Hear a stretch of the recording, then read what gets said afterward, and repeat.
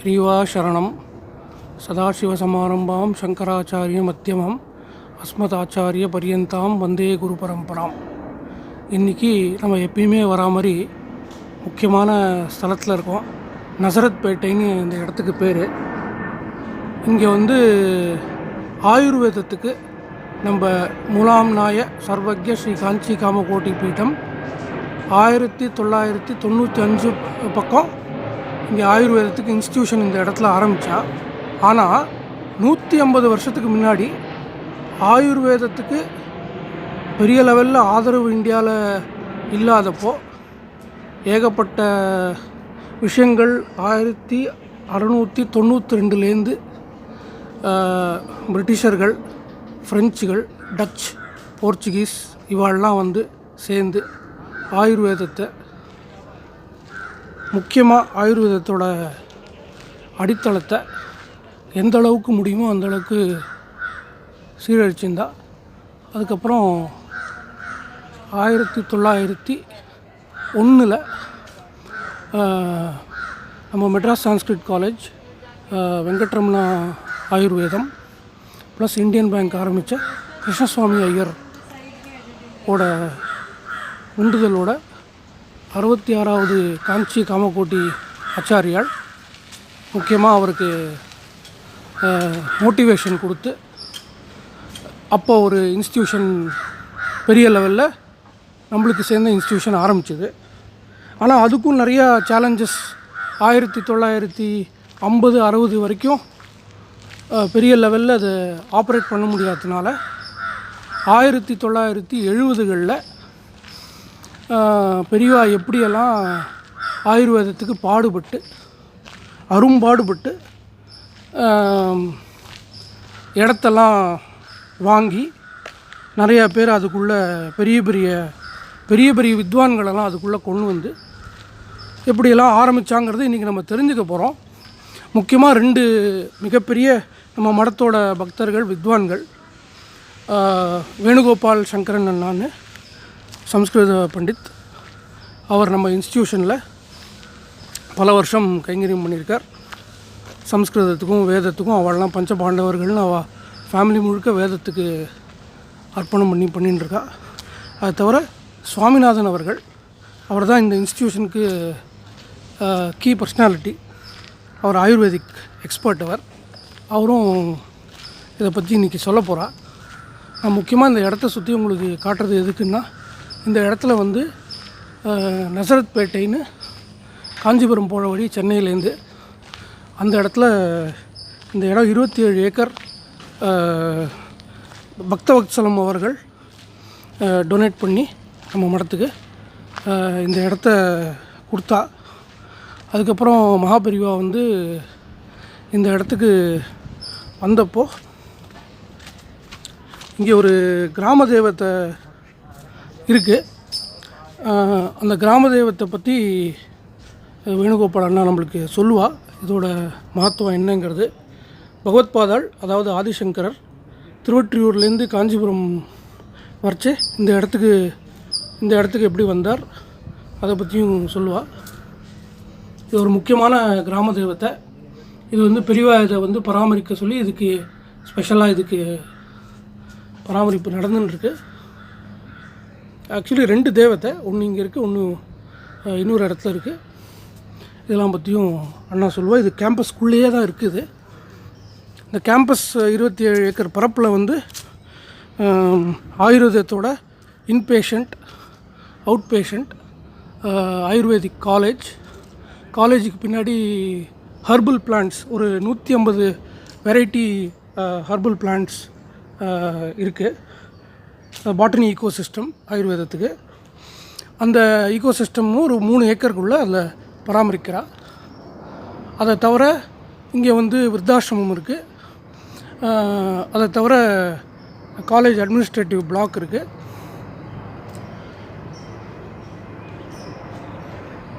அதை தவிர girls hostel இருக்குது, பாய்ஸ் ஹாஸ்டலுக்கு அனுஷம்னு பேர் கொடுத்துருக்கா. அந்த மாதிரி ரொம்ப நீட்டாக பியூட்டிஃபுல் கேம்பஸ். ஆயுர்வேதம் மிகப்பெரிய வரப்பிரசாதம் நம்ம நாட்டில். நம்மளோட சனாதன தர்மாவோட சிஸ்டத்தில், நாலேஜ் சிஸ்டத்தில் Ayurveda is a very important pillar.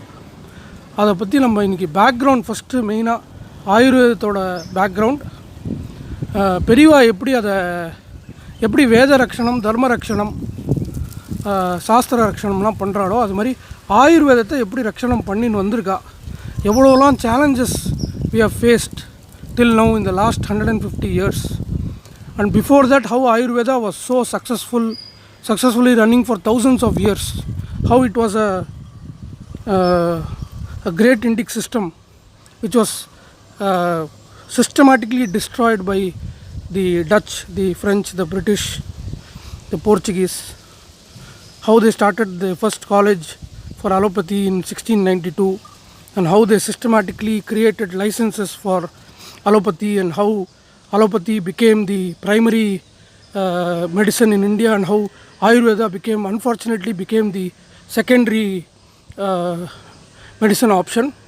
So today we are trying to revive this system and bring it back as the primary system of medicine in our country. So let's hear from the two experts on what all the infrastructures the Kanchi Kamakoti Peetham created in the Ayurvedic space. பெரியவா சரணமண்ணா, நம்ம ஒரு வருஷம் தோராயமாக ஒரு வருஷத்துக்கு முன்னாடி ராமர் கோயிலுக்கும் நம்ம காஞ்சி மடத்துக்கும் உள்ள சம்மந்தத்தை பியூட்டிஃபுல்லாக நீங்கள் உங்களோட அனுபவத்தோடு சேர்ந்து சொன்னேன். நம்ம உங்கள் அனுபவம் இன்னும் முழுசாக எடுக்கலையே தவிர முக்கியமான நம்ம மடத்தோட முக்கியமான ஃபீச்சர்ஸ், முக்கியமான ஹிஸ்ட்ரியை பற்றி எடுக்க வச்சு today we have an great opportunity of recording about Ayurvedic college. நீங்கள் இந்த நசரத்பேட்டை பற்றி பகவத்பாதாள் வந்தத்துலேருந்து நீங்கள் கொஞ்சம் ஆரம்பித்து நீங்கள் இந்த ஆயுர்வேதிக் பேக்ரவுண்ட், நம்ம மடத்துக்கும் ஆயுர்வேதத்துக்கும் இந்த சம்மந்தம் உள்ள பேக்ரவுண்டை நீங்கள் சொன்னீங்கன்னா நம்ம மிச்சத்தை சுவாமிநாதன் அண்ணா வச்சு ரெக்கார்ட் பண்ணிக்கலாம். சொல்லுங்கள். நமஸ்காரம்.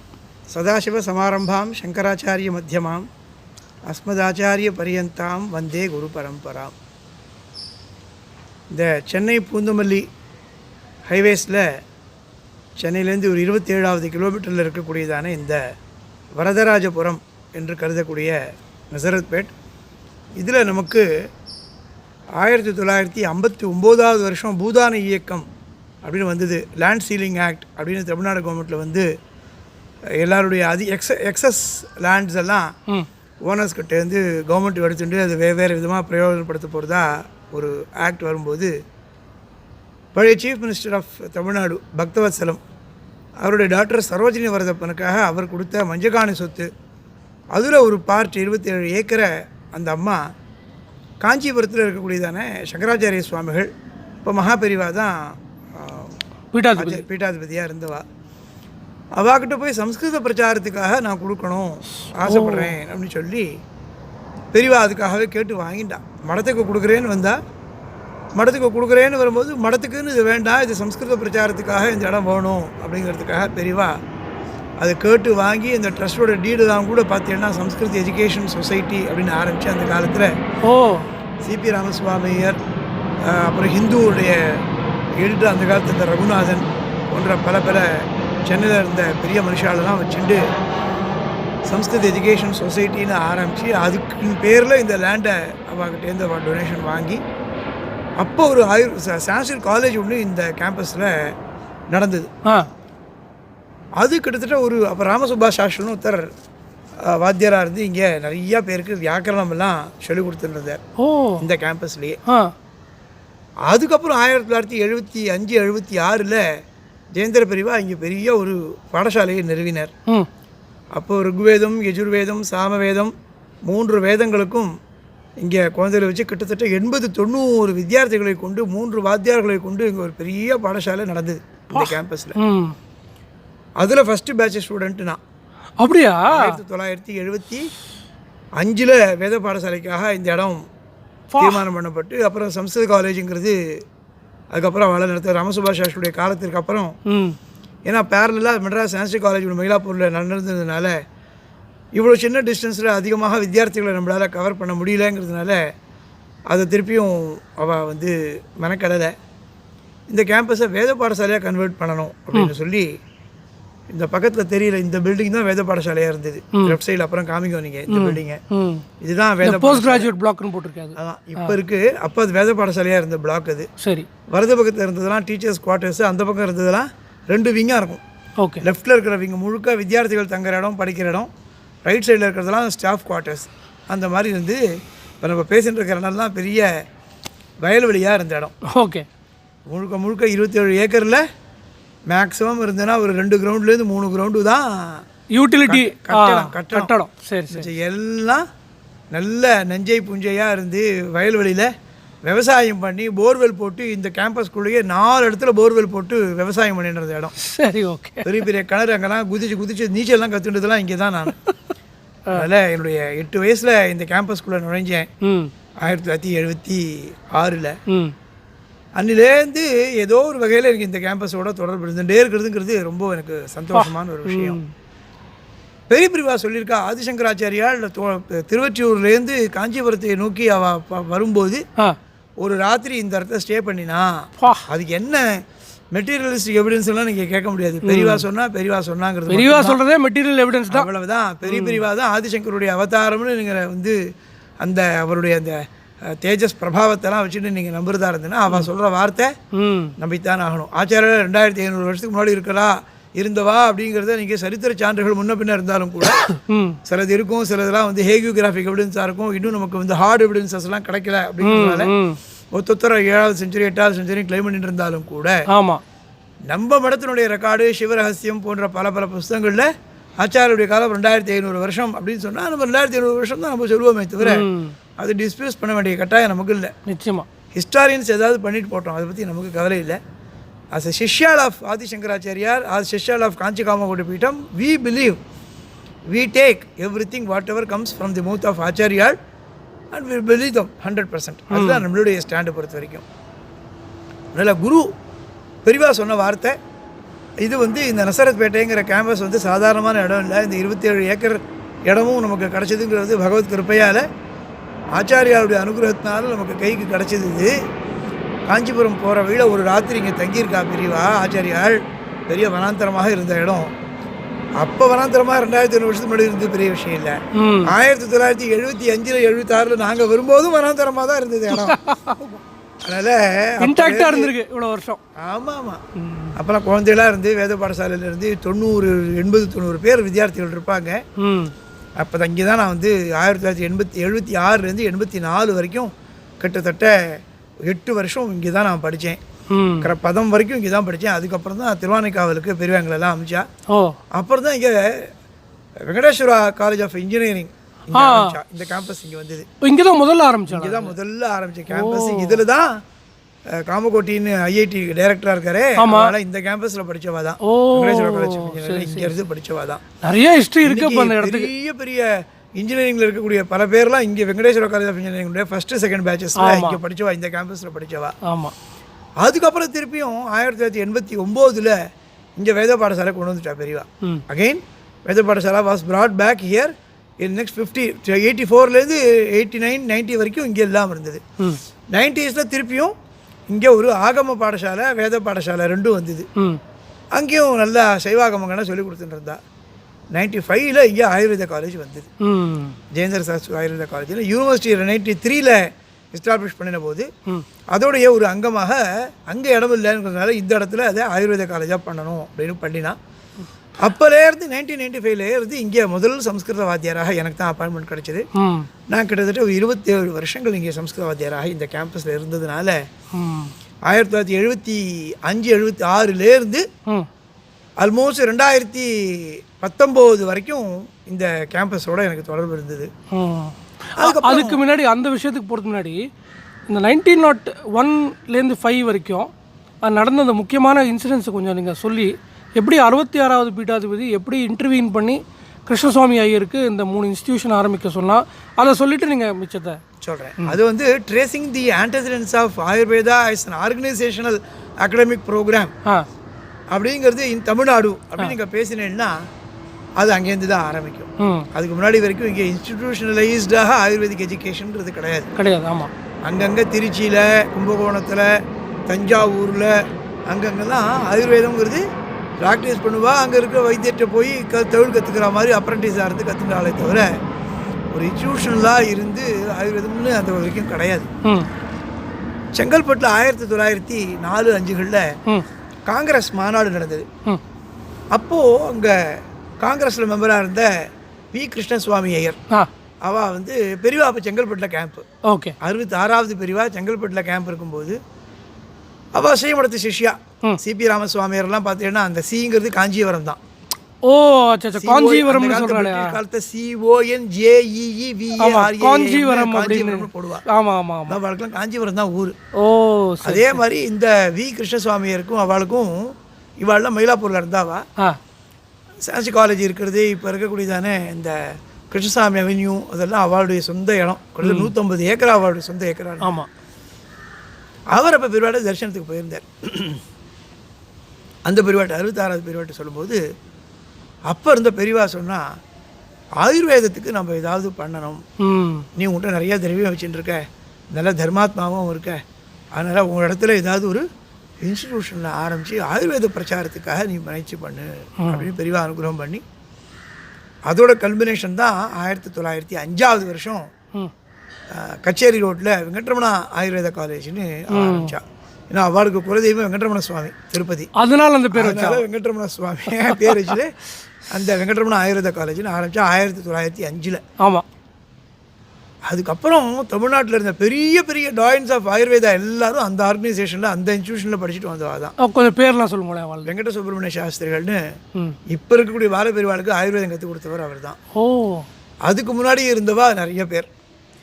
அவள் வந்து விபி நடராஜையர், அதுக்கப்புறம் கரூர் ராமசர்மா, அதுக்கப்புறம் எஸ்வி ராதாகிருஷ்ண சாஸ்திரிகள், அதுக்கப்புறம் அங்கேயே விஸ்வநாத சர்மான்ற பிரின்சிபல், இப்படி பெரிய பெரிய பெரிய டாயின்ஸ் அவள் அத்தனை பேருமே வெங்கட்ரமணா ஆயுர்வேத காலேஜில் படிச்சுட்டு வந்தவா. கேவி சேஷாதிநாத சாஸ்திரின்னு ரொம்ப பிரசித்தமாக இருக்கு இல்லையா, அவளாம் அந்த காலேஜில் படிச்சுட்டு வந்தவா தான் அந்த மெட்ராஸில். அப்போது சம்ஸ்கிருதத்தை பிரதானமாக வச்சுட்டு ஆயுர்வேதம் சொல்லி கொடுத்தோம். ஏன்னா ஆயுர்வேதம்ங்கிறது சம்ஸ்கிருதத்தில் தான் இருக்குது. ஓகே. அது வந்து 4 வேதங்களுடைய உபவேதமாக ஆயுர்வேதம் இருக்குது. சூப்பர். அது வந்து ருக்வேதத்தினுடைய உபவேதமாகவும் கருதப்படும். வேற ஒரு ஸ்கூலில் அதர்வண வேதத்துக்கு உபவேதமாகவும் கருதப்படும். அதனால் வேதாத்தியனம் பண்ணினவா அத்தனை பேரும் உபவேதங்களையும் படிக்கிறது அப்படின்னு ஒரு சம்பிரதாயம் ரொம்ப வருஷத்துக்கு முன்னாடி இருந்தது. அதெல்லாம் ப்ராக்டிக்கல் ஓரியன்டான சப்ஜெக்ட்ஸ். ஜோதிஷம், ஆயுர்வேதமாக இருக்கட்டும், காந்தர்வ வேதமான சங்கீதமாக இருக்கட்டும், ஸ்தாபத்திய வேதமான வாஸ்து சாஸ்திரமாக இருக்கட்டும், வைத்திய சாஸ்திரமான ஆயுர்வேதமாக இருக்கட்டும், இது எல்லாமே ப்ராக்டிக்கல் ஓரியன்ட் சாஸ்திரங்கள். அதனால் இது உபவேதமாக இருந்ததுனால இதில் தியரிக்கு பார்ட்டு இருந்தாலும் கூட அதையும் எக்ஸீட் பண்ணி ப்ராக்டிக்கல் ஆஸ்பெக்ட்ஸ் ஆஃப் இது ட்ரீட்மெண்ட்டு தான் ரொம்ப முக்கியமாக இருந்ததுனால இன்ஸ்டிடியூஷனலைஸ்டான ஆயுர்வேதிக் எஜுகேஷனுங்கிறது தமிழ்நாட்டில் ஒன்றும் இல்லை. இல்லை ஆக்சுவலி பார்த்தா இன்றைக்கி ரொம்ப பிரசித்தமாக சவுத் இந்தியாவில் இருக்கக்கூடிய கோட்டக்கல் ஆயுர்வேத வைத்தியசாலாவுமே கூட சென்னைக்கு அப்புறம் வந்தது தான். முதல்ல சவுத் இந்தியாவில் ஆரம்பிக்கப்பட்ட பெரிய ஆயுர்வேதிக் ஆர்கனைசேஷன் ஆரம்பித்தா அது வெங்கட்ரமணா ஆயுர்வேத காலேஜ் தான். அதை துவக்கிறதுக்கு பின்னாடி இருந்து இன்ஸ்பிரேஷனாக இருந்து அனுகிரகம் பண்ணினது ரொம்ப காஞ்சி மடத்தினுடைய 66வது பெரியவா. அப்புறம் 1905 ஆயுர்வேத காலேஜ் வந்து வித்தின் 1 இயர் அந்த பெரியவா சொல்லி சம்ஸ்கிருத காலேஜ் முக்கியம். ஆமாம். ஏன்னா சம்ஸ்கிருதம் தெரியாத ஆயுர்வேதம் படிக்க முடியாது. அதாவது சம்ஸ்கிருத பிரச்சாரத்துக்காகவும் ஆயுர்வேதிக் சம்ஸ்கிருத காலேஜ் பண்ணுன்னு அவளுடைய வெங்கட்ரமணா ஆயுர்வேத காலேஜினுடைய பின் சைடில் தான் இப்போ இருக்கக்கூடியதானே ரோட்டில் சான்சி காலேஜ் இப்போ இருக்கிறது இல்லையா, அது வந்து அது கூட ஒரு இன்சிடென்ட் ஒன்று. பிரிட்டிஷ் ஏதோ சம்ஸ்கிருதத்தை பற்றி ஏதோ சொல்ல போய் அவருக்கு அது அஜிடேட் ஆகி அதுக்கப்புறம் அவர் ஸ்டார்ட் பண்ணார். பிரிட்டிஷ் எஜுகேஷனில் வந்து இங்கிலீஷ் எஜுகேஷன் தான் பிரதானமாக இருந்து இந்தியன் எஜுகேஷன் சிஸ்டமே ரொம்ப கௌரவ குறைச்சலாகவும் நம்ம மனுஷாலே கருத ஆரம்பித்த போது அந்த மாதிரி இருக்கக்கூடாது, நமக்கெல்லாம் வந்து நம்ம சாஸ்திரங்கள் என்ன இருக்கோ அதில் இருக்கக்கூடியதான வைஜானிக விஷயங்கள் என்ன இருக்கோ அதெல்லாம் நம்ம திருப்பியும் கொண்டு வந்து பிரச்சாரப்படுத்தி அதை நம்ம வந்து ரிசரெக்ட் பண்ணணும்னு காஞ்சி மடத்தினுடைய அந்த இனிஷியேட்டிவ்னுடைய ஒரு அம்சம் தான் ஆயுர்வேதமாக இருக்கட்டும் சம்ஸ்கிருதமாக இருக்கட்டும் அதெல்லாம் அந்த காலத்தில் கொண்டு வந்தார். ஏன்னா இன்னைக்கு ரொம்ப நேஷனலிசம்னு டிஸ்கஷன்லாம் போயிட்டு இருக்கு. அதெல்லாம் இன்னைக்கு புதுசாக வந்தது. 100 வருஷம் 120 வருஷத்துக்கு முன்னாடி நம்ம ஆச்சாரியால் நம்ம படம் அதை பயனராக எடுத்துட்டு அவார்டு அந்த தீர்க்க திருஷ்டியில் 100 வருஷத்துக்கு கழிச்சு என்னென்னலாம் பெருசாக போகிறதோ அதுக்கெல்லாம் நல்லா விதைச்சி பெரிய ஆலமரமாக இன்னைக்கு பண்ணி விட்டாச்சு. ஆமாம் ஆமாம். இன்னைக்கு புதுசாக யாரோ எங்கெங்கேயோ ஏதோ ஆர்கனைசேஷன் ஆரம்பித்தாலும் கூட அங்கே யார் ட்ரீட் பண்ணுறான்னு பார்த்தீங்கன்னா இங்கேருந்து தயாராகி போனவா தான். ரூட்டு நம்ம தான். ரூட்டு பெரும்பாலும் 99% இங்கே இருக்கிறவா தான். அதே மாதிரி எங்கே வைதிகா போய் பெரிய அதிருத்தம் நடந்து 120 130 வைதிகா போனாலும் அவளை யார் நடத்தினாலும் அவளை எங்கே தயாரானவா அப்படின்னு பார்த்தீங்கன்னா நம்ம பாடசாலைகளில் தயாராகி போனவா தான். கர்நாடகாவில் இருக்கிற ஒரு இடத்துக்கு மைசூர் பக்கம் போவா, அங்கே போவா, இங்கே போவா, எல்லா இடத்துக்கும் போவா. கற்றோருக்கு சென்றவிடம் இல்லாமல் சிறப்புங்கிறதுனால அவள் எல்லா இடத்துக்கும் போவா. அவள் வைதிகால ரித்விகா கூப்பிட்டு நடத்திப்பாளே தவிர அந்தந்த ஆர்கனைசேஷன் நடத்துறவாக ப்ரொடியூஸ் பண்ணினவா கிடையாது யாருமே. ஆமாம், எல்லாம் இங்கே தயாராகி வெளியில் போனவா தான். அதனால் அந்த பெருமை நம்ம மடத்துக்கு எப்போதுமே உண்டு. அந்த அம்சத்தில் பார்க்கும்போது அது வெங்கட்ரமண ஆயுர்வேத காலேஜ் நன்னா தான் போயிட்டு இருந்தது. அதுக்கப்புறம் 70 ஆரம்பத்தில் கவர்மெண்ட் ஆஃப் தமிழ்நாடுல சென்ட்ரல் கவர்மெண்ட்லையுமே அவள் வந்து வெறும் சம்ஸ்கிருத பேஸ்டான ஆயுர்வேத எஜுகேஷன் இருக்கக்கூடாது. அது என்னென்னா அது மாடர்ன் மெடிசன் ரொம்ப வளர்ந்துன்னு வரும்போது மக்களுக்கு ஆயுர்வேதத்து மேலே நம்பிக்கை வரணுமா இருந்ததுன்னா மாடர்ன் ஆஸ்பெக்ட்ஸும் ஆயுர்வேதத்தில் சொல்லி தந்தாகணும் அப்படின்னு பேசினான். ஆயுர்வேதிக் ஆஸ்பெக்ட்ஸும் மாடர்ன் டாக்டர்ஸ் தெரியணுங்கிறத பற்றி அவள் பேசலை. Modern aspects of medicine Ayurveda தெரிஞ்சவாளுக்கு இருந்தால் தான் மக்களை நீங்கள் அட்ராக்ட் பண்ண முடியும்னு ஒரு ஐடியா வந்து அப்போ தான் அவங்களுக்கு கீழ்பாக் மெடிக்கல் காலேஜில் இன்டகிரேட்டட் கோர்சஸ்லாம் வந்தது. மெட்ராஸ் மெடிக்கல் காலேஜ்லேயே பார்த்தீங்கன்னா அந்த காலத்து அச்சந்தா லக்ஷ்மி பற்றி அப்படின்னு ஒருத்தர் இருந்தார். தமிழ்நாட்டில் மெட்ராஸில் அந்த காலத்தில் 100 வருஷத்துக்கு முன்னாடி ஆயுர்வேத பிரபலமாக இருக்கும்போது இந்த ஏ லக்ஷ்மி பற்றின்னு இந்த பேர் நியூரோ சர்ஜன் ராமமூர்த்தி இருக்காரு, அவருடைய மாமனார் அவர். ஓகே, அவர் தான் வந்து இங்கே இன்டிகிரேட்டட் மெடிசன் பண்ணி 6 வருஷம் படிக்கணும், அதில் 3 வருஷம் ஆயுர்வேதம் படிக்கணும், 3 வருஷம் மாடர்ன் மெடிசன் படிக்கணும், அவளுக்கு இதுவும் தெரியும் அதுவும் தெரியணும் அப்படிலாம் ஆரம்பித்து நடந்தது. அதெல்லாம் முன்னாடி பண்ணினான். அப்புறம் தான் நம்ம பெரியவா ஜெயேந்திர பெரியவா வந்த அப்புறம் 1976-77 ஆயுர்வேதத்தை ரிவைவ் பண்ணணும். ஏன்னா நம்மக்கிட்ட ஒன்றும் இல்லை, யார் யாரையோ இன்ஸ்பயர் பண்ணி மடம் ஆரம்பிச்சதே தவிர நம்ம பேர்ல அவ்வளோ பலம் கிடையாது, ஃபினான்ஷியல் பலம் கிடையாது. புது பிரிவா 1954 பட்டத்துக்கு வந்ததுக்கப்புறம் ஒரு 15-20 வருஷத்தில் அவருக்கு தைரியம் வந்துடுச்சு. நம்மளால we can stem the rot, நம்ம ஒன்றும் இனிமேல் நஷ்டத்தில் ஓடக்கூடிய மடமாக இருக்கக்கூடாது, நம்ம அருளை வாழி வழங்குற மாதிரி திரவியமும் நமக்கு அம்பாவோட அனுகிரகத்தை வேணும்னு எப்படி கனகதாரா ஸ்தோத்திரம் ஆச்சாரியால் பாடி அந்த குழந்தைக்கு வாங்கி கொடுத்தார். தனக்கு வாங்கிக்கல, அந்த 7 பிராமண ஸ்திரீக்கு பாவம் பிக்ஷை போடுறதுக்கு ஒன்றுமே இல்லைன்னு அவளுக்காக பண்ணி கொடுத்தார்.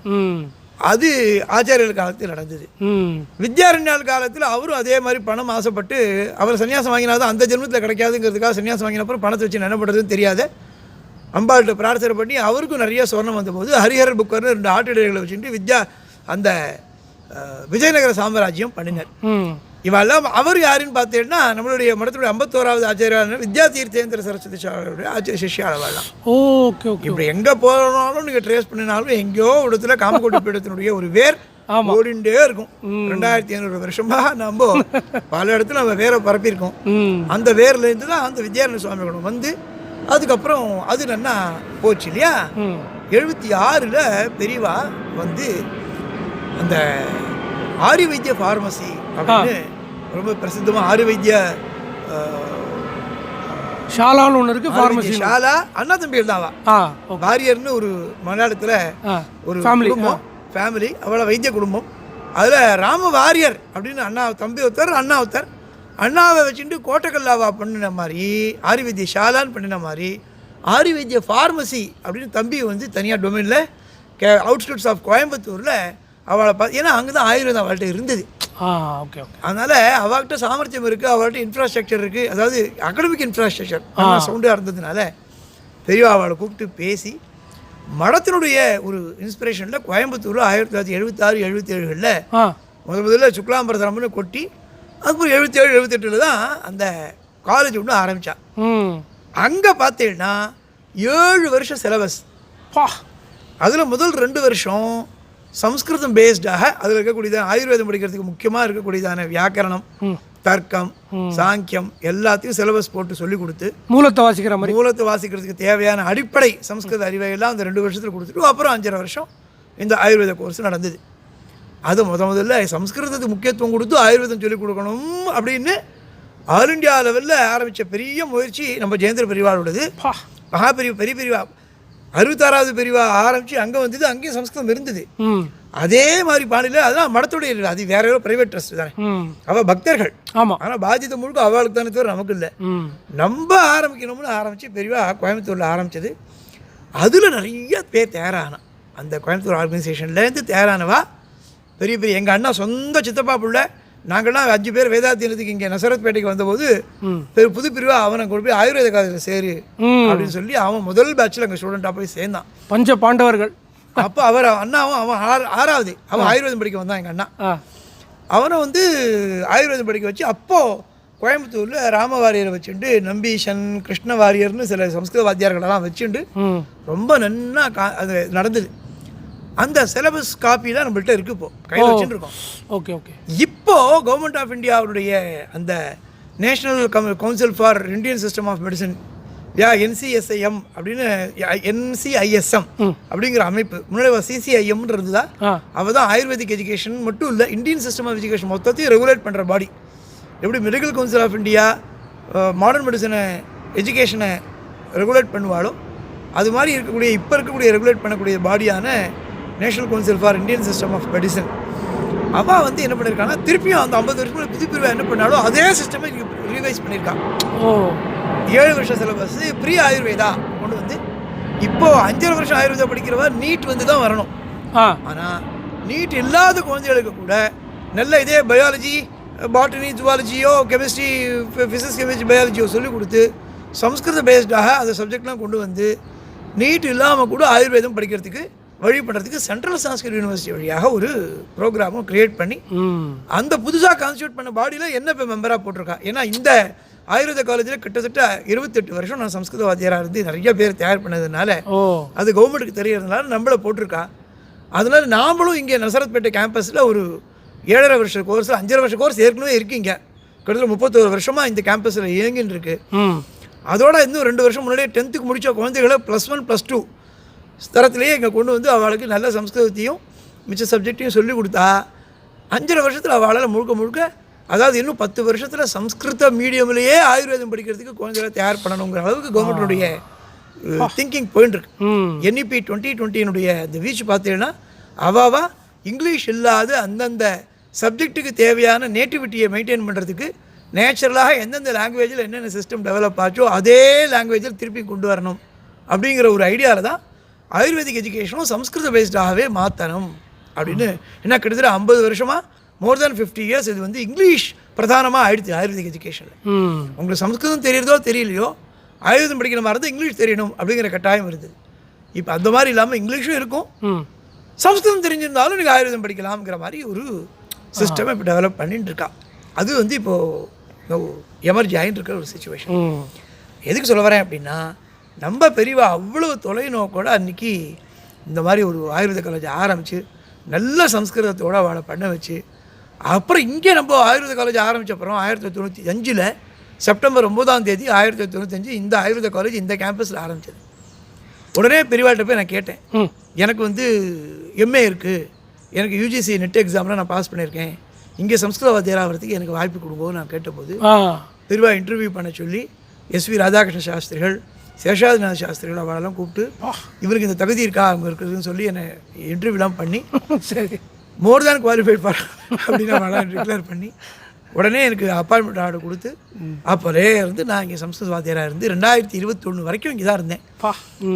அப்போ இங்கே தன்வந்திரி வாக்விலாசினி சபாலாம் ஆரம்பித்து சம்ஸ்கிருதத்தையே யூஸ் பண்ணி ஆயுர்வேத சப்ஜெக்டெலாம் கூட மடத்தில் எப்படி குருவாரத்தில் வாக்கியார்த்தம் சொல்கிறாலோ ஆயுர்வேதத்தில் வாக்கியார்த்தம் சொல்கிறதுக்கும் குழந்தைகளெல்லாம் தயார் பண்ணி அதெல்லாம் பண்ணியிருக்கிறதுங்கிறது இப்போ எல்லாருக்கும் நல்லா தெரிஞ்சிருந்தது. அந்த சிஸ்டமும் இப்போது நடுவில் கொஞ்சம் இல்லாமல் இருந்தது. இப்போ ரிவைவ் ஆகி திருப்பி பண்ணுறதுக்கு உண்டான வாத்தியாரெல்லாம் போட்டு இங்கே நல்ல நியாயசாஸ்திரம் படித்த வாத்தியார் ஒருத்தர் இப்போ சம்ஸ்கிருத வாத்தியாராக வந்திருக்காரு இங்கே. அவர் இப்போ குழந்தைகளுக்கு திருப்பியும் பழையபடிலாம் சொல்லிக் கொடுக்க ஆரம்பிச்சிருக்கார். ஸோ புதுசாக 50 வருஷத்துக்கு முன்னாடி இந்த சக்கரநேமி கிரமேண சக்கரம் மேலே போச்சு, அப்புறம் கீழே வந்தது. இப்போ திருப்பி மேலே போக உண்டான காலம் வந்திருக்கு. இந்த சமயத்தை காஞ்சி காமகோடி பீடத்தினுடைய ஒரு இனிஷியேட்டிவில் இப்போ இருக்கக்கூடியதான சந்திரசேகரேந்திர சரஸ்வதி விஸ்வமஹா வித்யாலயாவுடைய நிர்வாகத்தினர் இப்போ இருக்கக்கூடியவா அதை ரொம்ப சிறப்பாக எடுத்துட்டு இந்த கேம்பஸை டெவலப் பண்ணுறதுக்காக பெரியவா போன வாரம் வந்து இங்கே ஆயுர்தான்னு புதுப்பிக்கப்பட்ட இந்த ஓபி ரெடி பண்ணியிருக்கா. இந்த மார்க்கத்தையே காமகோட்டி மார்க் பண்ணியிருக்கா. எல்லாம் ரிவைவ் ஆகி குழந்தைகள் நிறைய 60 பேர் சேர்க்குறாங்க. 100 குழந்தைகள் வரைக்கும் சேர்க்கறதுக்கு உண்டான இன்ஃப்ராஸ்ட்ரக்சரையும் டெவலப் பண்ணணும். அப்படிலாம் பண்ணி இது ரொம்ப நல்லா வரப்போகிறது. அத்தனைக்கும் பெரியவாளுடைய ஆசீர்வாதம் நமக்கு கூடவே இருந்துருக்கு. எல்லாம் ஒன்றுனா everything is falling in place. Yes, இதுக்கு மேலே இருக்கக்கூடிய விஷயத்தெல்லாம் சுவாமிநாதன் அதுக்கு முன்னாடி இந்த கிராம தெய்வத்தை பற்றி கொஞ்சம் இங்கே பின்னாடி தெரிகிற கிராம தெய்வத்தை இருக்காளே, இவளுக்கு அக்கா ஊற்றி அங்கே இருக்கா நசரத் பேட்டையில் பக்கத்து லேண்ட்லையா? பக்கத்து லேண்ட் இந்த பக்கத்தில். இவ்வளோ அவ்வளோ அக்கா தங்க உற்சவ காலத்தில் அங்கேருந்து எடுத்துருந்து முளைப்பாரி உற்சவத்தை இங்கே வருவா. இப்போ காம்பவுண்ட்லாம் போட்டப்போ நிறையா பேர் வரதில்லை இங்கே ஊருக்குள்ள. ராத்திரியில் அமாவாசை பௌர்ணமிலாம் கிராமத்து ஜனங்கள்லாம் இங்கே வந்து பொங்கல் வைப்பா. ஓ, தை அமாவாசை. அவளும் இதுக்குள்ளே வந்து கிராமத்துக்கு இப்போல்லாம் ஜென்ரேஷனே மாறி போச்சு. ஆமாம், நான் இங்கே பாடசாலையில் படிக்கும் போதெல்லாம் மேலே கூரை கூட கிடையாது, தரையிலே இருக்கக்கூடியதானே தேவதேவோ ரொம்ப பவர்ஃபுல்லானவோ. இங்கே ஒரு காலத்தில் கோழியெல்லாம் கூட கொடுத்துட்டு இருந்தா, அப்புறம் பெரியவா சொல்லி அதெல்லாம் வேண்டாம், நம்ம சிஸ்டம். அதுக்கப்புறம் பூசணிக்காய் மாதிரி இருக்கக்கூடியது மட்டும் பண்ணி இந்த வேப்ப மரம், இந்த அம்பாள் இவெல்லாம் எனக்கு தெரிஞ்சு நான் 50 வருஷமாக இருக்கேன். 1976 2026 50 வருஷம் ஆயிடுச்சு. அன்னிலேருந்து தரையில் இருந்தவோ அந்த சுற்றி தான் போகும். மாடு வந்ததுன்னா இங்கேயே தான் உட்காந்துருக்கும். இங்கே இருக்கக்கூடிய மாடுகள்லாம் அம்பாள் கிட்ட இந்த மரத்தடியில் தான் வந்து உட்காந்துக்கும். இயற்கையாகவே சாநித்தியம் உள்ள இடம் அது. அதனால தான் இந்த இடத்துல திருப்பி ஏதோ ஒரு சத்காரியங்கள் நடந்துட்டே இருக்கு. அம்பாள் எங்கே போனாலும் ஆதிசங்கர் இருப்பார். ஆமாம், ஆதிசங்கர் எங்கே போனாலும் அம்பாள் இருப்பார். வைதிகமான அந்த சனாதன தர்மம் விருத்தியாகிட்டே இருக்குங்கிறது நமக்கு நிதர்சனமாக தெரியுது. இப்போ இந்த பெரியவா காலத்தில் இன்னும் நன்னா அது வந்து ஆயுர்வேத காலேஜுக்கும் புத்துயிரெலாம் கொடுத்து ரொம்ப நன்னா டெவலப் பண்ணிட்டு வரா. மேலும் மேலும் டெவலப் ஆகிட்டு வரதுக்கு ஆச்சாரியோட அனுகிரகத்தையும் என்னுடைய அல்மா மேட்டருங்கிறதுனால எனக்கும் அதில் வந்து ஒரு ஸ்டேக் இருக்குது. இன்றைக்கி நான் இந்த ஆர்கனைசேஷனோட தொடர்பில் இல்லை. நான் சாஸ்திரா யூனிவர்சிட்டியில் இப்போ நான் ப்ரொஃபஸராக இருந்தாலும் கூட உள்ளுக்குள்ள ஓடுற ரத்தம் முழுக்க இந்த மடத்துலேருந்து சாப்பிட்டுட்டு இந்த மடத்தே இப்போ வேத பாடசாலையில் படிக்க வாத்தியாராக இருந்து எனக்கு கல்யாணம் ஆகி குழந்தை பிறந்து எல்லாரும் என்னை காப்பாற்றி இனி வரைக்கும் கொண்டு வந்து வச்சது நம்ம பெரியவா. அதனால் அது என்றைக்கும் இந்த கிருத்தஜத்தையோடு இருக்கிறதுக்கு அனுகிரகம் பண்ணணும் பெரியவான்னு பிரார்த்திச்சுக்கிறேன். ஹரஹர சங்கர, ஜெய ஜெயசங்கர. நமஸ்காரம். நம்ம இப்போ பார்க்குறவர் வந்து இந்த இன்ஸ்டிடியூஷனோட டீன். அவர் பேர் சுவாமிநாதன் ஸ்ரீனிவாசன்னு பேர். இவர் வந்து இப்போ தான் நம்ம வேணுகோபால் அண்ணா வந்து 1977 எப்படி புதுப்பிரிவா வந்து ஃபஸ்ட்டு ஒரு இன்ஸ்டிடியூஷன் ஆரம்பிக்கிறதுக்காக கோயம்புத்தூரில் ஆரம்பித்தாலோ அந்த இன்ஸ்டிடியூஷனில் 3rd பேட்சில் இவர் படித்தார். அப்போலேருந்து நம்ம இன்ஸ்டிடியூஷனுக்கு அசோசியேட்டடாக இருக்கார், பெரியவாளுக்கு பக்தராக இருக்கார் அப்போலேருந்து.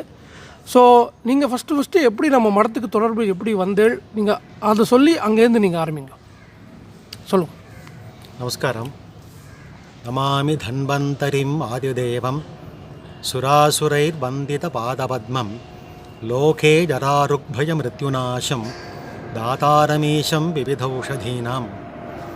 இது வந்து ஒரு தன்வந்தரி ஸ்லோகம். இந்த தன்வந்தரி ஸ்லோகத்தை சொல்லிவிட்டு தான் ஆயுர்வேதம் படிப்பது அப்படிங்கிறது அந்த காலத்தில் ஒரு நியமமாகவே இருந்தது.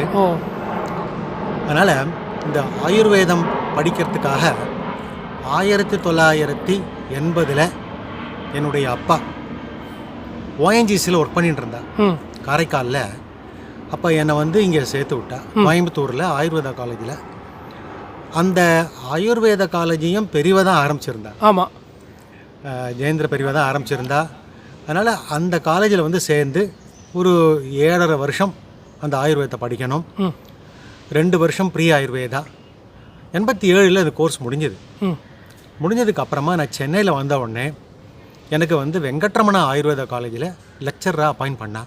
அங்கே தான் ஃபஸ்ட்டு சேர்ந்தேன். ஆமாம், அங்கே ஜாயின் பண்ணிவிட்டு அங்கே வந்து 1993 வரைக்கும் அங்கே இருந்தேன். லெக்சராக இருந்தேன், சீனியர் லெக்சரெலாம் இருந்தேன். அதுக்கப்புறம் அங்கேருந்து கிளம்பி நான் கர்நாடகா போயிட்டேன்.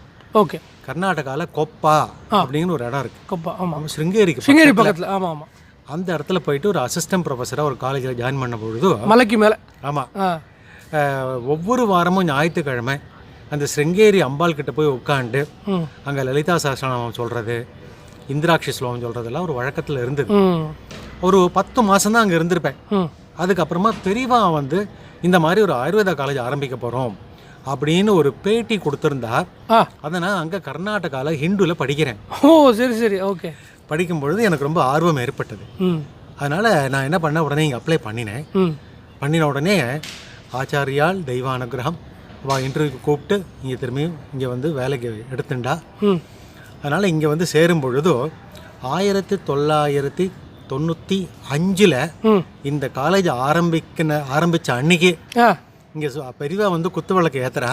ஆ அன்றைக்கி நான் இங்கே வந்து ஜாயின் பண்ணேன். பா ஐயோ கேட்குறதுக்கே ஃபினாமினலாக இருக்குது. ஆமாம், அந்த பெரியவா பக்கத்தில் உட்காந்துருக்கக்கூடிய பாக்கியமும் எனக்கு கிடைச்சது. பா ம் அதனால் நாங்கள் வந்து 3 வாத்தியார் தான் இங்கே ஜாயின் பண்ணோம் அந்த டயத்தில். அதில் இப்போ 2 வாத்தியார் இங்கே இல்லை, நான் ஒருத்தர் இங்கே இருந்துட்டுருக்கேன். ம் அந்த 95லேருந்து இன்னி வரைக்கும் இருக்கக்கூடிய ஒரு மிகப்பெரிய பாக்கியத்தை ஆச்சாரியால் கொடுத்துருக்கா. இங்கே வந்து இந்த கோர்ஸ் ஆரம்பிக்கும் பொழுது ஆ இதுக்கு BAMSன்னு பேர், ஆமாம் bachelor of Ayurvedic medicine and surgery ம் அப்படின்னு சொல்லிட்டு ப்ராக்கெட்டில் ஆயுர்வேதாச்சாரியான்றோம். ஓகே. அப்படி ஒரு கோர்ஸை வந்து CCM ஆரம்பிச்சுதா இங்கே வந்து நம்ம இருக்கோம். ம் ஆனால் இந்த காலேஜை ஆரம்பிக்கிறதுக்காக பெரியவா என்ன பண்ணினான்னா, இந்த இம்காப்ஸில் ஒரு டைரக்டர் இருந்தார், டாக்டர் B வைத்தியநாதன்.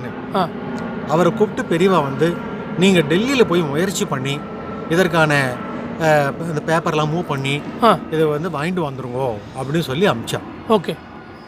அந்த டாக்டர் B வைத்தியநாதன் வந்து ஆயுர்வேதத்தில் ஒரு பெரிய லெஜெண்டாக இருந்தார். சரி. அவர் வந்து டெல்லிக்கு போயிட்டு அங்கே போய் CCMல போய் மெம்பர்ஸ் எல்லாம் பார்த்து பேசி அவர்கிட்டலாம் வந்து பர்மிஷனை வாங்கிட்டு இங்கே வந்த பொழுது இது வந்து ஒரு மிகப்பெரிய ஒரு ஸ்தாபனமாக வரப்போகிறதுக்கான அறிகுறிகள் அப்போவே தென்பட்டது. ஓகே. ஏன்னு கேட்டால்னாக்கா டாக்டர் B வைத்தியநாதன் அத்தனை ஒரு ஒரு அமிர்தஹஸ்தாலாக இருந்தவர். ஆயுர்வேதத்தில் அந்த கரையை கண்டவர். பேர்லயே வைத்தியம் இருக்கு பாருங்க. அவர் வந்து வெங்கட்ரமண ஆயுர்வேத காலேஜில் பிரின்சிபாலாக இருந்தார். ஓ சரி. அண்ட் இம்காப்ஸில் செக்ரட்டரியாகவும் இருந்தார். அதனால் சார் கூட பழகக்கூடிய வாய்ப்பு எனக்கு கிடச்சிருந்தது.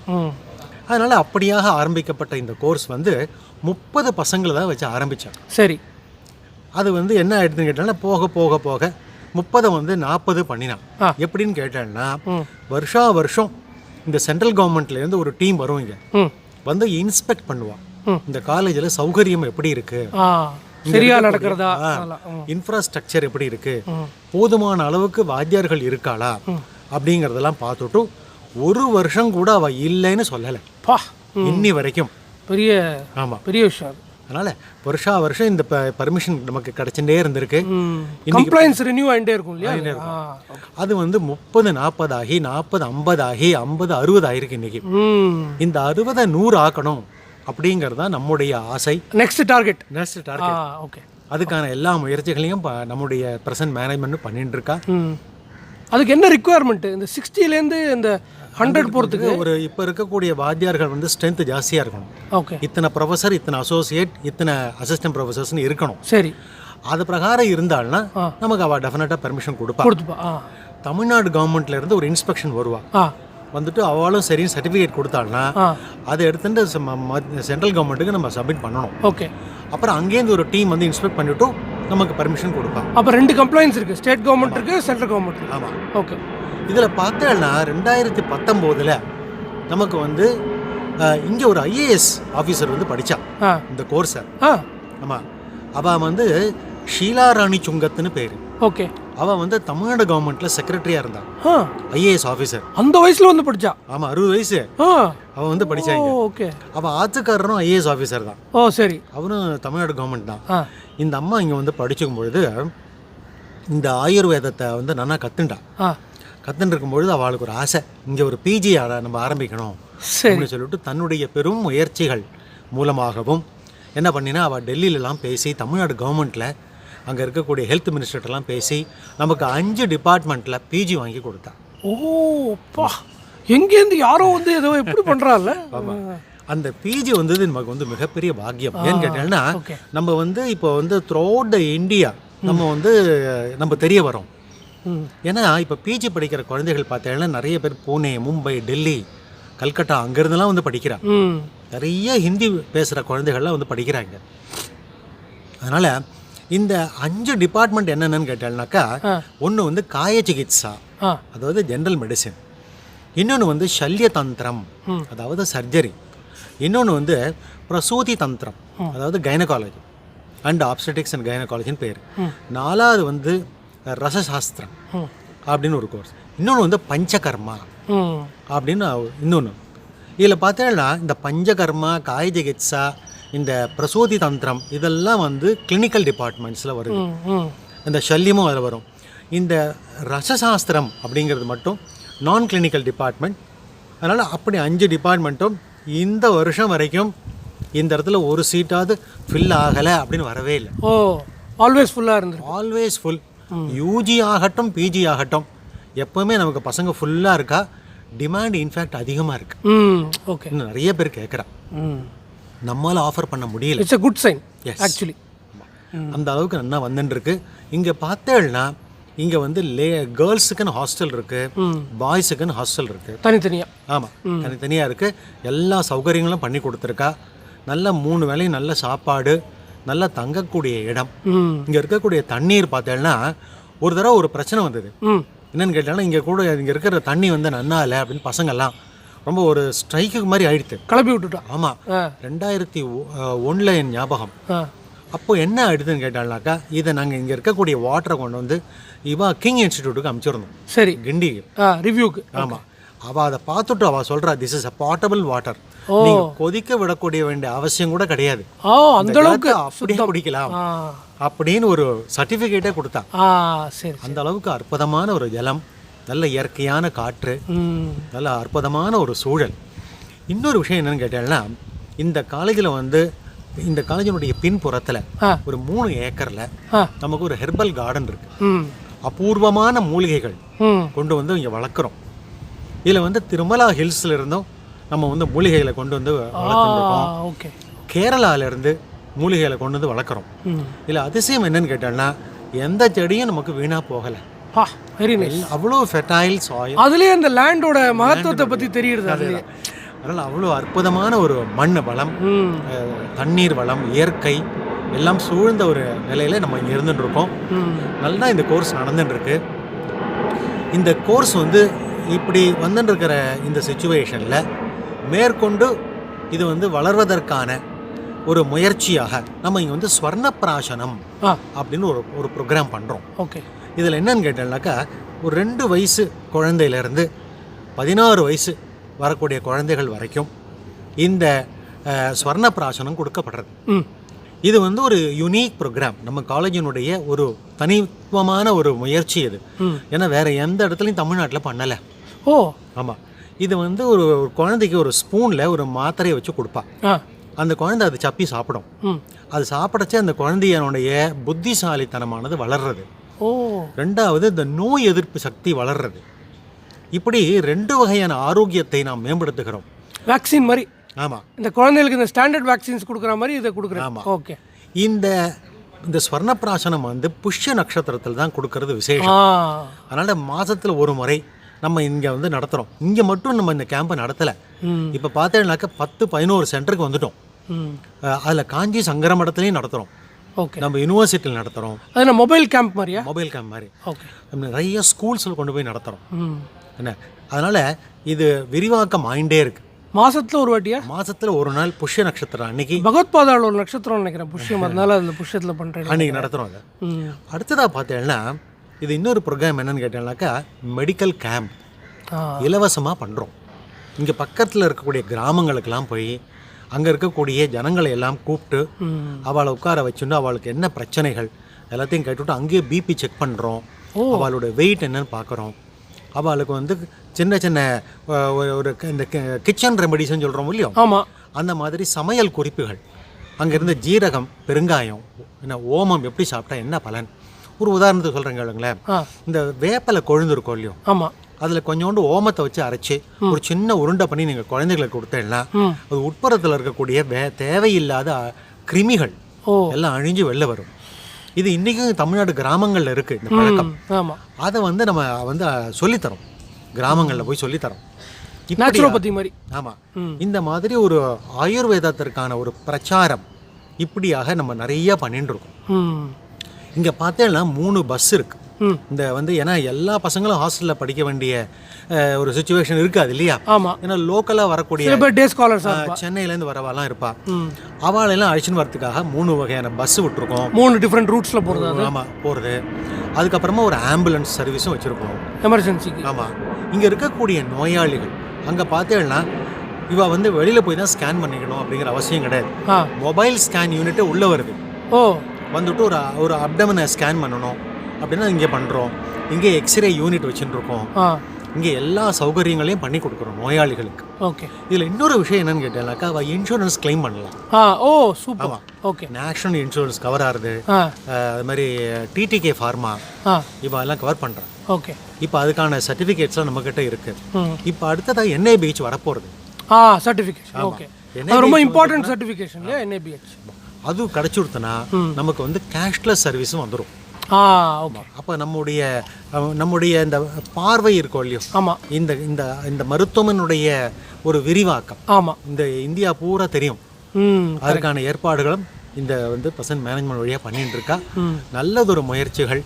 நம்முடைய குழந்தைகள் எல்லாம் நல்லா படிச்சிங்கன்னு போயின்னு இருக்கா. இன்னொரு விஷயம் என்னன்னு கேட்டேன்னா இந்த கல்லூரியிலேருந்து படித்து வெளியேறின எத்தனையோ குழந்தைகள் இன்னைக்கு கவர்மெண்ட் சர்வீஸில் இருக்கா. ஓ ஆமாம். இதில் வந்து யூனியன் பப்ளிக் சர்வீஸ் கமிஷன்லேயே பாஸ் பண்ணி டெல்லியில் உத்தியோகம் பார்க்குற ஒரு பையன் இருக்கான். அதே மாதிரி இங்கே வந்து தமிழ்நாடு கவர்மெண்ட்லேயும் நம்ம நிறைய குழந்தைகள் வேலை செய்கிறாங்க. அதே மாதிரி இங்கே வந்து படிக்கிற பசங்கள்லாம் பிஜியில் சேர்றதுக்காக அவளுக்கு ஒரு ஸ்பெஷல் கோச்சிங் பண்ணணும் அப்படிங்கிறதுக்காக ஒரு நிறைய MOU நிறைய டைப்ஸ் எல்லாம் கொண்டு வர போகிறோம். அதனால் இப்போ அடுத்த மாதத்துலேருந்து அந்த கோர்ஸும் ஆரம்பிக்க போகிறோம். ஓகே. அதனால் இங்கேயே படிச்சுட்டு பிஜிக்கும் அவளை தயார் பண்ணி அனுப்புறதுனால நமக்கு பிஜியில் வந்து சீட்டு கிடைக்கிறது ரொம்ப கஷ்டம். ஏன்னா அது ஆல் இண்டியா என்ட்ரன்ஸ். அதுலேயும் கிடச்சி கவர்மெண்ட்டில் போய் அவள் படித்தான்னா அவளுக்கு நல்ல ஸ்டைஃபண்டும் கிடைக்கும். இங்கே இருக்கக்கூடிய இன்டர்னி டாக்டர்ஸுக்கும் இங்கே இருக்கக்கூடிய பிஜிஸுக்கெல்லாம் நம்ம வந்து இன்டர்ன்ஷிப் ஸ்டைஃபன் மாதிரிலாம் கொடுக்குறோம். அந்த மாதிரி நிறைய கொடுக்குறோம். அதனால் குழந்தைகள்லாம் திருப்தியாக சந்தோஷமாக படிக்கிறாங்க. அதனால் ஏற்பாடுகள் எல்லாம் நல்லா நடந்துட்டுருக்கு. மேலும் மேலும் இந்த கல்லூரி ஆகட்டும் இந்த மருத்துவமனை ஆகட்டும் அது மேன்மேலும் நல்லா வளர்கிறதுக்காக ஆச்சாரியாளுடைய பரிபூர்ணமான அனுகிரகம் எங்களுக்கு நிச்சயமாக இருக்குது அப்படிங்கிறது நாங்கள் கண்டிப்பாக நம்புகிறோம். இப்போ எனக்கு சில ப்ராக்டிக்கல் கொஸ்டின்ஸ் எல்லாம் இருக்குது. இப்போ பப்ளிக் பார்ட்டிசிபேஷன் எப்படி எக்ஸ்பெக்ட் பண்ணுறீங்க? அதாவது பப்ளிக் என்னெல்லாம் இதுக்கு எப்படி கான்ட்ரிபியூட் பண்ணலாம், எப்படி இதில் இன்வால்வ் ஆகிக்கிறோம், அதை பற்றி எதாவது சொல்ல முடியுமா? பப்ளிக்குங்கிறது நமக்கு வந்து மெயினாக நோயாளிகள் தான். நோயாளிகள் பலதரப்பட்டவையாக இருக்கா. இப்போ வந்து இந்த நோயாளிகளில் மெயினாக பார்த்தீங்கன்னா மூட்டு வலி, இடுப்பு வலி, கழுத்து வலி இப்படி இருக்கிறவாள் நிறைய பேர் வரா. இவாளுக்கு பார்த்தேன்னா சர்ஜரிக்கு வந்து மாடர்ன் டாக்டர்ஸ்லாம் சொல்கிறான். அப்படி அல்ல. சர்ஜரி இல்லாமல் கன்சர்வேட்டிவ் மேனேஜ்மெண்ட் மூலமாகவே நம்ம வந்து ஒரு மூலிகை பொடி ஒத்தரம் கொடுக்குறோம். அதுக்கப்புறமா அவளுக்கு உடம்பு பூரா சர்வாங்கமாக எண்ணெயை தடவி அவளுக்கு வேர்வையை வரவழைச்சு உட்புற அழுக்குகள் எல்லாம் நிகழ வைத்து வெளியேற்றுறோம். ஆசனவாய் வழியாக எண்ணெயை கொடுத்து குடலை சுத்தம் பண்ணுறோம். வாந்தி பண்ணி வயிறை வந்து மேல் வயிறை சுத்தம் பண்ணுறோம். இப்படியாக பண்ணுறோம். இந்த தோல் உபாதைகள் உள்ளவன் நிறைய பேர் வர அவளுக்கெல்லாம் என்ன பண்ணுறோன்னு கேட்டாக்கா இந்த அட்டைய பூச்சியை வச்சு கடிக்க வைக்கிறோம். லீச் தெராப்பி அதை கொடுத்து உட்புறத்தில் இருக்கக்கூடிய ரத்தத்தில் இருக்கக்கூடிய கெடுதிகளை எல்லாம் நீக்கிறோம்.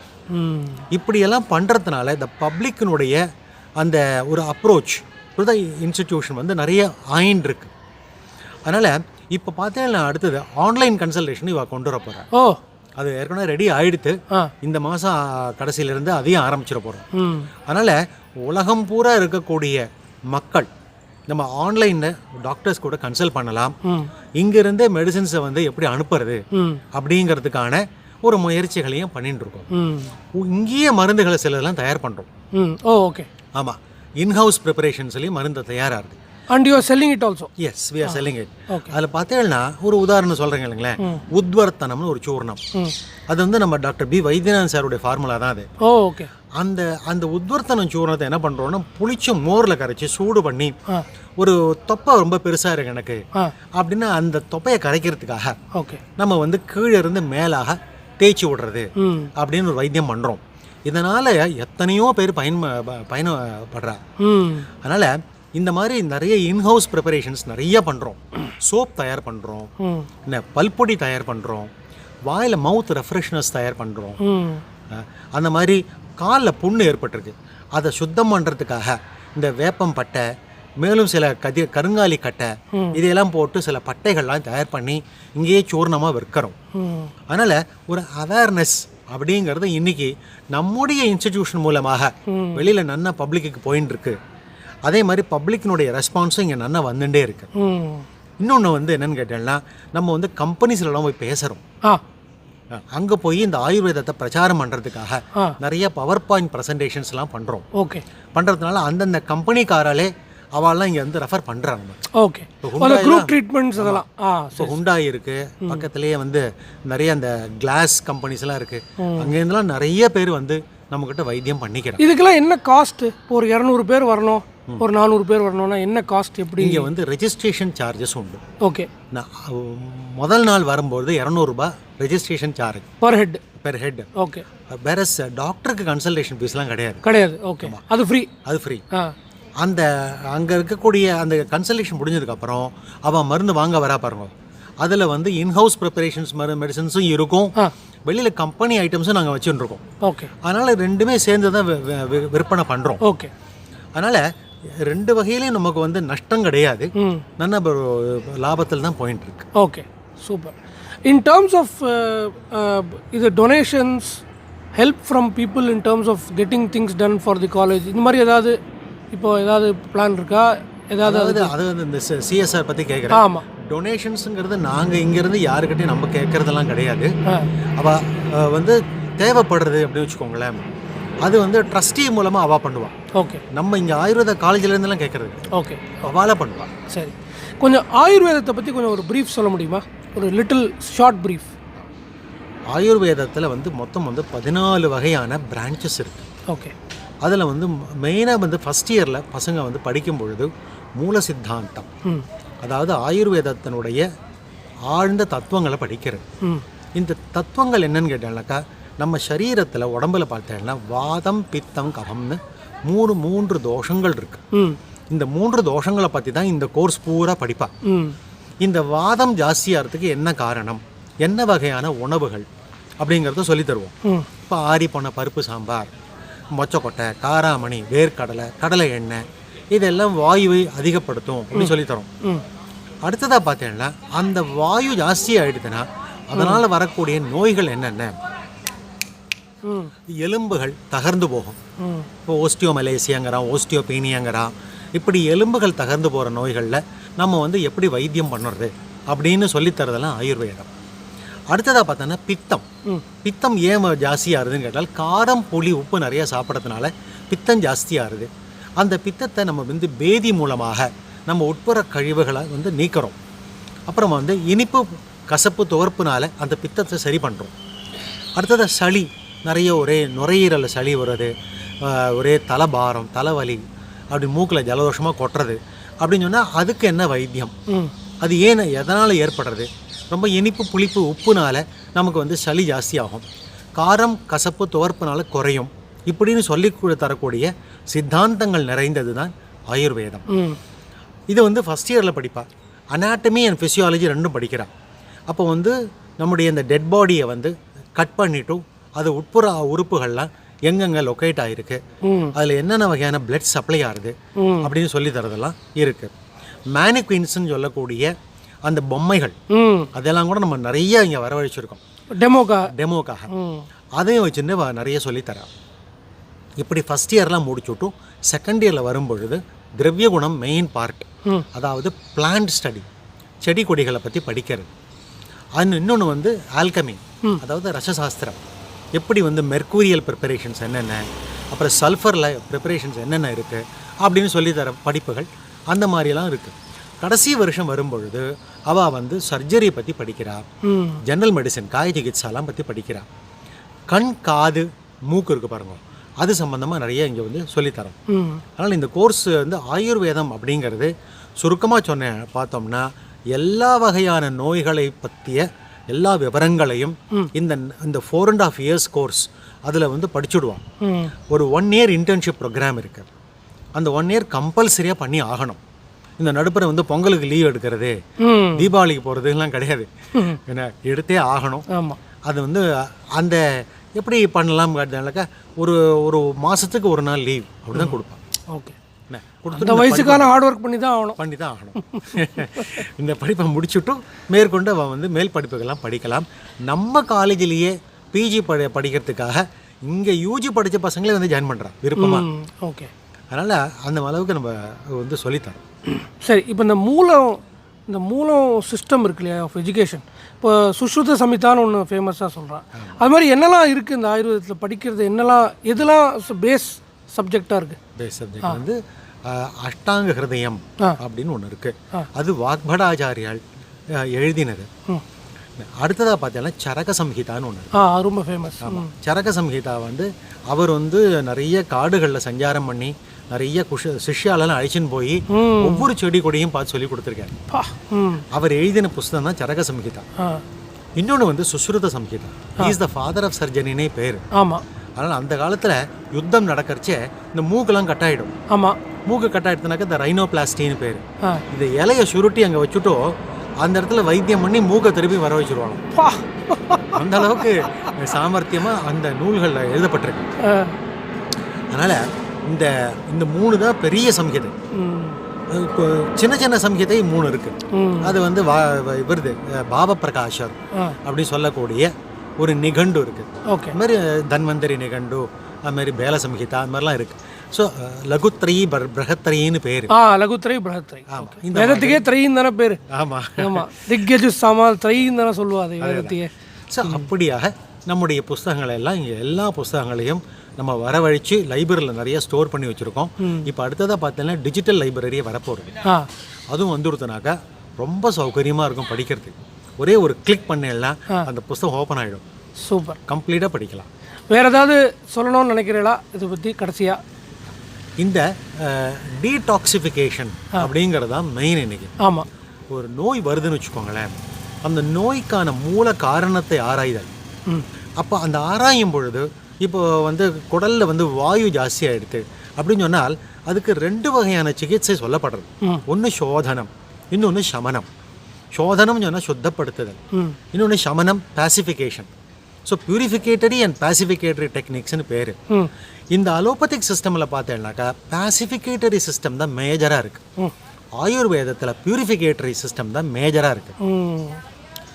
சுத்தம் பண்ணுறதுனால ஒரு நோய் ஆனது திரும்ப வராது அப்படிங்கிறது ஆயுர்வேத சாஸ்திரத்தினுடைய ஒரு ஆழ்ந்த கருத்தாகும். Preventive medicine. ஆமாம், சுத்தம் பண்ணுறது.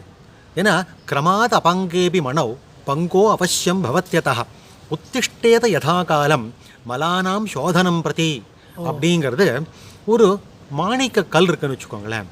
அதை வந்து ஒரு பொம்மநாட்டி வந்து காதில் இல்லை அதை போட்டுருக்கா மூக்கில், அது நாள்பட அதில் எண்ணெய் இறங்கும்.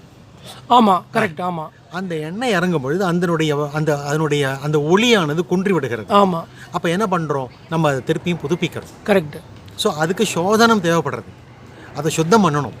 அந்த சோதனத்தை போல நாமும் நம்முடைய குடலை வந்து சுத்தம் பண்ணிக்கணும் அப்படின்னு நம்முடைய ஆச்சாரியார்கள் எல்லாம், ஆயுர்வேதத்தை எழுதின ஆச்சாரியார்கள் எல்லாருமே ரொம்ப சுலபமான கை வைத்தியங்களாக எழுதி வச்சுருக்காங்க.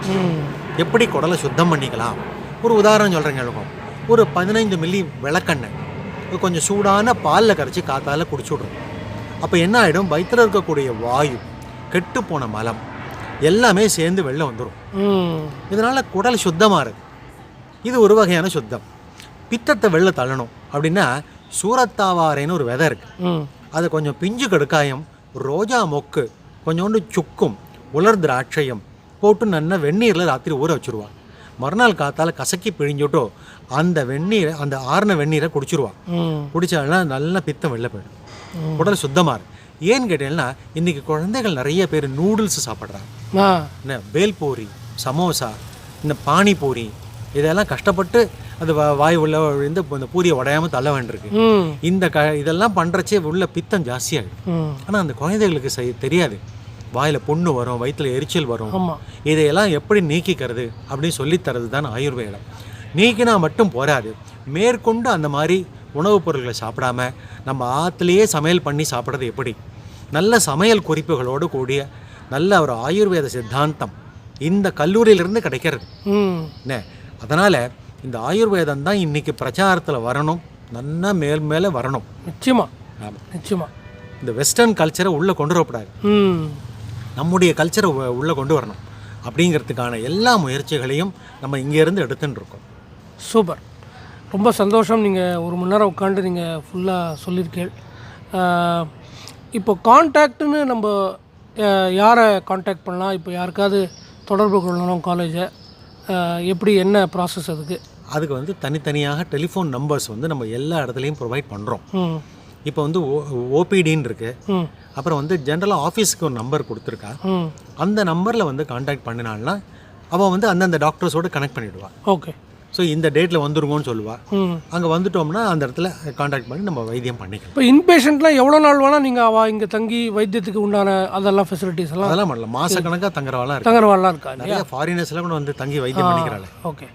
ஏன்னா இன்றைக்கி வந்து நம்மளுக்கு நிறையா பேஷண்ட்ஸு இன்றைக்கி நீங்கள் பார்த்தீங்கன்னா அரப் நேஷன்ஸ், ஆஃப்ரிக்கா, ரொம்ப அவளுக்கு அங்கே ஃபெசிலிட்டிஸ் இல்லாதனால எல்லோரும் இந்தியா நோக்கி தான் வரா. ஆமாம், அதனால தான் நான் இந்த கேள்வி கேட்டேன், எந்த அளவுக்கு அவளுக்குலாம் ஃபெசிலிட்டிஸ் இருக்குங்கிறது தான் கேட்டேன். எனக்கு ஞாபகம் இருக்குது நீங்கள் சொல்லும்பொழுது, ஸ்ரீலங்காவில் ஒருத்தருக்கு தூக்கமே வரல.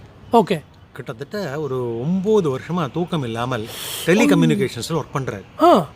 அவர் வந்து இங்கே வந்திருந்தார். வந்த பொழுது நான் பார்க்கக்கூடிய ஒரு இது கிடச்சிது. அப்போ நான் சொன்னேன் அவர்கிட்ட, ஷிரோதாரான்னு ஒரு வைத்தியம் இருக்குது. ஆமாம். தலையில் அந்த நெத்தி வழியாக எண்ணெயை விடுவோம், ஆமாம், நீங்கள் அதை பண்ணிக்கோங்கன்னு சொன்னேன். அப்போ பண்ணிக்கிறேன்னு சொன்னார். இங்கே வந்து ஒரு 10 நாள் தங்கினார். அந்த வைத்தியம் பண்ணும் பொழுது அந்த பண்ணுற வைத்தியம் பண்ணுற டேபிள் மேலே அவர் கொரட்டை விட்டு தூங்கினார். ஓ சரி சரி. ரியலிஸ்டிக்காக அவரே ரிசல்ட் பார்க்க முடிஞ்சது, அவரை பார்க்க முடிஞ்சது. இவ்வளோ அற்புதமான ஒரு வைத்தியம். ஓகே. இந்த ஞாபக சக்தி அதிகப்படுத்துறதுக்காகவும் இந்த நெத்தியிலேருந்து நம்ம வந்து பிராமி தைலம்னு ஒரு தைலத்தை விடுறோம். அதனால் குழந்தைகள் நல்ல புத்திசாலி ஆகிடுறான். ஓ, அப்படிலாம் கூட பண்ணுறோம். தலையில் வந்து தொப்பி வச்சு உள்ள எண்ணெய் ஊற்றி வைக்கிறது. அதனால இந்த கம்பவாதம்னு சொல்லக்கூடிய அந்த ட்ரெமர் இருக்கும் இல்லையா உடம்புல, நடுக்கம், அந்த இதெல்லாம் அந்த பார்க்கின்சன்ஸ் டிசீஸ், இதெல்லாம் கூட நல்லா வைத்தியம் பண்ணுறோம். ஸோ இப்போ நான் உங்களுக்கு இன்னொரு கொஸ்டின் கேட்குறேன் ப்ராக்டிக்கலாக. இப்போ அந்த கேரளாவில் எல்லாரும் ட்ரீட்மெண்ட்டுக்கு போகிறா இல்லையா, அதுக்கு ஈக்குவலண்ட்டாக இது இங்கே இருக்குவா, இல்லை எந்த அளவுக்கு அது எப்படி நம்ம அதை கம்பேரிட்டிவாக எப்படி பண்ணலாம், எப்படி கொண்டு போகலாம்? அதுக்கு ஈக்குவலாக தான் இங்கேயும் பண்ணிட்டு இருக்கோம். ஓகே. நமக்கு இன்னும் நிறைய பிரச்சாரம் இல்லை, அவன் பிரச்சாரம் பண்ணிகிட்டே இருக்கா. அது வேர்ல்டு ஃபேமஸாக இருக்குது ஆல்ரெடி. 1902 ஆரம்பிச்சிட்டாங்க. சரி. அதனால் நமக்கும் வரும். அதுக்கான ஒரு அந்த லேப் ஃபெசிலிட்டிஸ் இன்னும் கொஞ்சம் இம்ப்ரூவ் பண்ணிக்கணும். நிறைய அந்த இந்த இன்ஹவுஸ் ப்ராடக்ட்ஸை வந்து நிறைய இம்ப்ரூவ் பண்ணணும். ப்ளஸ் அதுக்கான ரியல் எஸ்டேட்டும் தேவை, வேறு நிறைய பெட்ஸ் இருக்கணும், ட்ரீட்மெண்ட் ரூம்ஸ் இருக்கணும். அந்த மாதிரி ஸ்கீம்ஸும் நம்ம ப்ரமோட் பண்ணணும். ஹெர்பல் பெட்னே கொண்டு வந்துடணும். கரெக்ட். ஹெர்பல் பெட்னா அது ஒரு கிரவுண்ட் மாதிரி, அதில் நமக்கு தேவையான மூலிகைகளை வந்து பயிர் பண்ணி அதை வந்து மருந்தை தயார் பண்ணுறது. ஓகே. அப்படி நமக்கு நிறைய இடம் இருக்கு, சௌகரியம் இருக்கு, சன் மனசு இருக்கு, அதனால எல்லாமே இருக்கு. அனுகிரகமும் இருக்கு, பெரிய அனுகிரகமும் இருக்கு. ஆமாம்.